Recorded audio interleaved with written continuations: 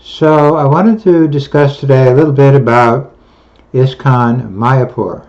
Mayapur is the headquarters of ISKCON, the International Society for Krishna Consciousness. It is supposed to be the holy Dham, what is called the holy Dham or the holy land of the Krishna religion. It is the appearance place of Lord Chaitanya, the founder of the Krishna religion. In 1500s, he started the Harinama Sankirtan process of chanting God's name, and the Krishna religion is supposed to be following Lord Chaitanya.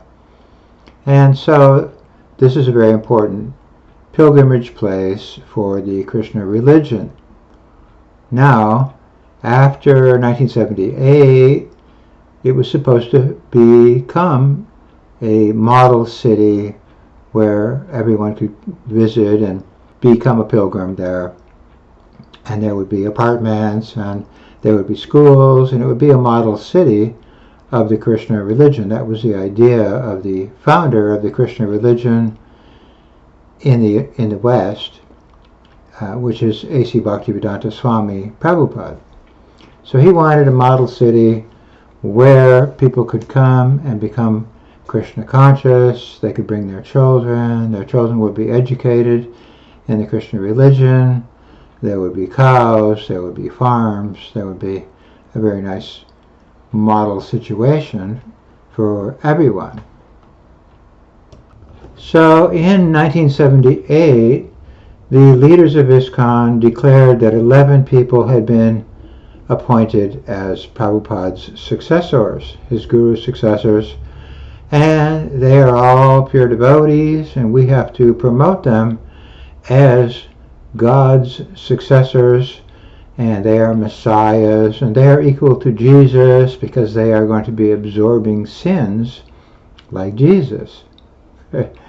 So this was the propaganda that was started in 1978. Now, I was in the UK at the time, and the guru for the UK was Jayatirtha. But right away, Jayatirtha started having problems, namely illicit sex problems and drugs problems. I've made a whole separate video about Jayatirtha's shenanigans and problems that we were having with Jayatirtha. But what happened was the ISKCON leaders sent in what we called the fire brigade. They wanted to sort the whole thing out. And one of the very prominent leaders of the fire brigade, there was 4 gurus there, and one of those leaders was Jayapataka Swami. Jayapataka Swami happens to be the current leader of Mayapur. He was the leader then, and he still is now. So I had a very contentious exchange with Jayapataka at the time, because I started saying, we cannot have people worshipping Jayatirtha as their guru, especially children. My children will never worship Jayatirtha. That's what I told Jayapataka. And he was very, very infuriated by my challenging their so-called pure devotee gurus. He said, it's not my position to speak out of turn. I have to listen to the leaders. He's the leader, and I have to follow their idea. And their idea is we're going to worship Jayatirtha, even though he's having illicit sex and taking drugs, because otherwise, if we remove Jayatirtha, it will disturb the faith of the followers. That's what Jayapataka said. People need to continue worshiping Jayatirtha. Nevertheless, he's falling down and having all these problems because we have to establish faith in this type of person. So, of course, I thought, why should we have faith in worshiping a false guru? There's one thing Prabhupada was very clear about. You cannot worship false gurus. And if you do, you will go to a lower destination. You will take an animal birth. You will go to a hellish destination. You're not allowed to worship a conditioned soul as your guru. That's forbidden in the Krishna religion, but they insisted. No. we're going to worship Jayatirtha, that's it. And if you don't agree, you're out. And so Jayapataka and the whole gang of four, they kicked me out of ISKCON for challenging their idea that we have to worship illicit sex and drugs. Now, one thing I was telling them at the time is that Srila Prabhupada says if a guru is having sex with a follower, it is the same as a father having sex with his own daughter. In other words, it is a pedophile sex problem because this person, the guru, is in a superior position. He's in a fatherly position over the disciples who are like his spiritual daughters. So if Jayatirtha is having sex with a follower, it is the same as a father having sex with his daughter. It is a pedophile situation. So this is what I was complaining about. And I said, we cannot have this type of worship going on in ISKCON. It will cause chaos. Now, furthermore, I said, if we are offering food to Jayatirtha, which that was the process they established at the time, we're going to offer food. The food offerings are called bhoga offerings. You offer the food to the guru. It's just like in the Christian faith, people say grace to Jesus. Jesus, please bless our food. So now Jayatirtha is going to bless our food. Oh, wait a minute. If he's a pedophile or he's a drug addict and we're offering food to Jayatirtha, then that food will take on the qualities of the person we're offering it to. So the food will be contaminated. So that was another complaint that I made at the time. I said we can't offer food to contaminated beings because otherwise the food will be contaminated. And it will take on what is called the beads or the root or seed of that person. So if you offer food to Satan, it will the food will have satanic properties. Now, an ex-witch friend of mine, she used to be a witch, she said, yeah, this is actually a satanic principle. You offer food to Satan, and then you give that food to somebody if you want to harm that person. So it's a principle that's known regularly. You can't offer food to a satanic being or a fallen being or an illicit sex being.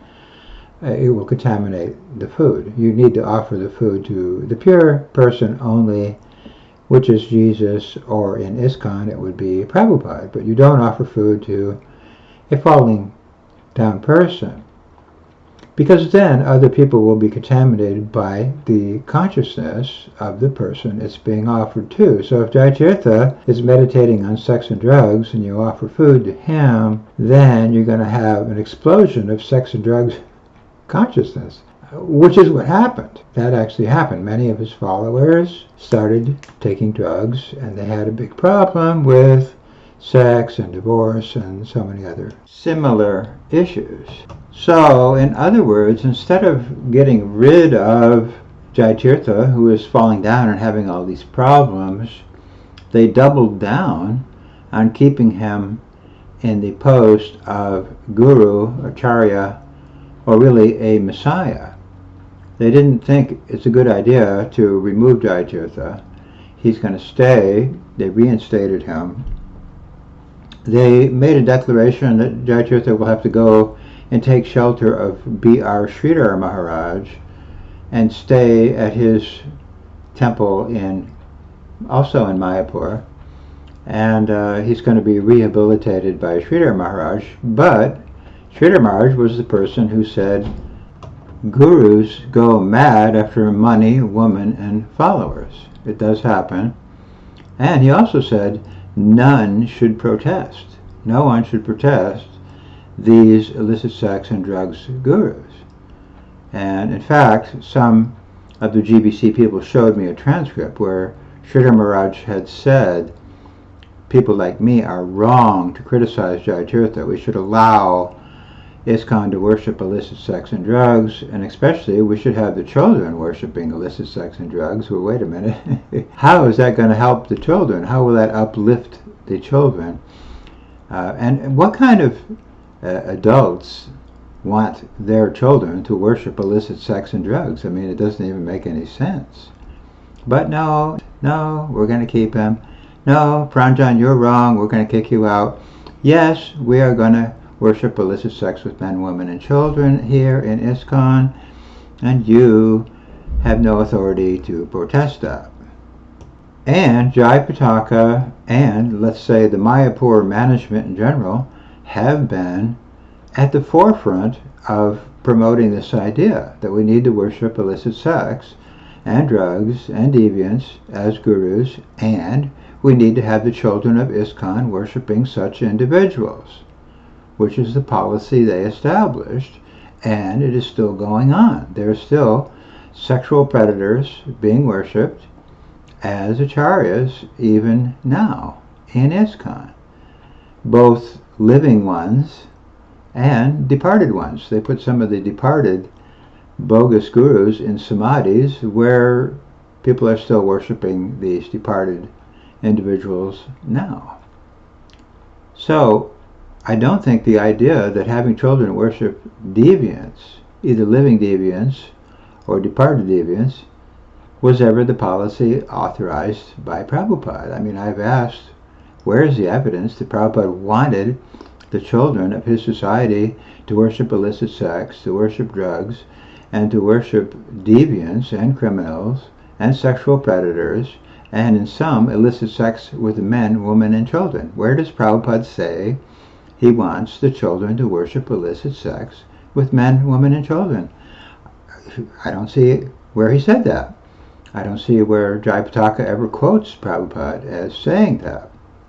But despite that Jayapataka is one of the ringleaders in creating this policy of worshiping deviants and having the children worship deviants, he's still like the star hero of ISKCON. Everybody thinks he's just a wonderful, great, pure guy because he made this policy of having the children worship deviants. Unfortunately, this has had a very negative consequence for the children. Children were starved, they were beaten, they were molested, they were raped, they were treated horribly by the Jayapataka regime and system. And yet he's considered to be some kind of a wonderful hero who saved ISKCON. He did not save ISKCON. He is the person who took ISKCON down the bad road. And worse, he had people who protested, like me, oppressed and removed and exiled. And then we were threatened, and some of our associates were assassinated, and I would have been assassinated without help from the federal authorities. So basically it is a forced system, and I call it the enforced cult ritualistic worship of homosexuals, pedophiles, criminals, and deviants as messiahs, and Jayapataka is one of the enforcers. It's enforced, and it can be enforced very violently, and has been. So this is the mystery. Why is Jayapataka always coming out smelling like a rose, looking like the hero, when he is one of the authors of this bogus system? Of course, Jayatirtha is not the only problem they had. Harikesh fell down with a therapist, supposedly, and this went on and on for years. Hansaduda was having sex with, I'm not sure, half dozen women, maybe. I actually had to save Hansaduda's life one time because the husband of one of the wives he was having sex with wanted to go and take him out. And I restrained this person and convinced him it wouldn't be worth it to take out Hansaduda. So Hansaduda is a pure devotee. He's associating with God. He's as pure as the driven snow, but he's having sex left, right, center, all over the place. He's drinking. He's taking percodons. He's shooting guns at occupied buildings and getting arrested and costing the temple $500,000 in expenses. Hridayananda is chastised for hanging out with his secretary. Dravida wrote a whole report about that. And Rameshwar was criticized for allegedly dating a younger, minor-aged female student. There was a report made that he was taking her to the mall and all this kind of stuff. Bhagavan fell down. Kirtanananda was having supposedly oral sex with boys in his motorhome. He supposedly admitted to that, but there was certainly a lot of molesting going on in his camp, and Tapir Devotee, and all the rest of it. Tamal had molesters in his school, and I had to help one lady sue Tamal in 1986. I think it was about $3 million. And it was the same type problem. He had molesters floating around his area, his temple, his zones, and his schools. And these molesters were violent, vicious people beating up the children. I had Tamal sued, but he's a pure devotee. Satsvarup, same thing. His school had all kinds of molesting going on. He fell down. Bhavananda, one of the important people who's still associated with Jayapataka now is Bhavananda, and he was allegedly, supposedly having oral sex with taxi drivers in the Holy Dham. One of the GBC members showed me reports about Bhavananda having, repeated incidences of being caught having homosex. Plus, there was a lot of molesting going on in Bhavananda's sphere of influence. A lot of child molesting was going on. And so Jayapataka, he started this whole system of saying that these people are all pure devotees. All of this has had a very devastating consequence for ISKCON, for the citizens of ISKCON, and especially for the women and children and vulnerable citizens of ISKCON. There has been mass child molesting going on. There has been abuse of women going on, exploiting of women going on. Many devotees were kicked out. Many of the sincere devotees who did a lot of service and collected a lot of money and gave their lives to ISKCON were just unceremoniously booted out the door with nothing, with no money, no help, no zero, so that Jayapataka's illicit sex gurus could grab the assets, which is what happened largely. The assets of the society were shifted over to the elite guru sector, and the children were not getting the funds that they needed for their maintenance. And so the children were getting insufficient food and supplies and necessities, including soap and things like that. So making these people into gurus created a kind of a siphoning of the funds away from the needs of the other citizens of ISKCON, including the children. And so children reported very, very dire conditions materially. And meanwhile, these big gurus were living opulently, and still do live opulently for the most part. They live like Saudi princes, let's say. Now, I was interviewed recently by some media people, and they said it looks to them like the worship of Prabhupada had been replaced by the worship of lusty dog-type people. Very, very degraded people were being worshipped in ISKCON, and I had to agree, yes, that's basically what happened. It does look like Prabhupada's worship was replaced with lusty, dog-like people. And what happens when you worship lusty dogs? Well, you become what you worship, and if you worship lusty dogs, you're going to have a society full of lusty dogs, and then you're going to wonder why there's an outbreak of child molesting and illicit sex behaviors. And you have a guru like Gunagrahi who's watching porno. He's a guru, he's watching porno, then he gets buried in a samadhi in the Holy Dham so that children can go and worship the samadhi of a porno Swami. Or Kirtananda is buried in a samadhi and he was having oral sex with boys. So we're going to send our children to Vrindavan to worship the samadhi of a person who's having oral sex with boys, and you become what you worship. That means they're just trying to spread the, let's say, illicit sex behavior around the ISKCON society with very bad effects for the people being exploited by that system. But even now, ISKCON is rallying around Jayapataka, the founder, let's say one of the important founder fathers of this whole system, and they're saying we have to send him millions and millions of dollars so he can make a big building in Mayapur. But what about the citizens? What happened to all the people in ISKCON?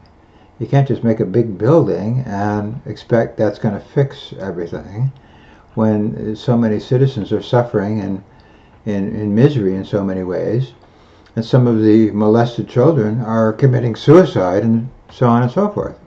Now, one of the interesting things that developed after Jayapataka and his friends established the worship of illicit sex and predators and pedophiles as gurus is that the children later on, the victims, were told, it's your karma.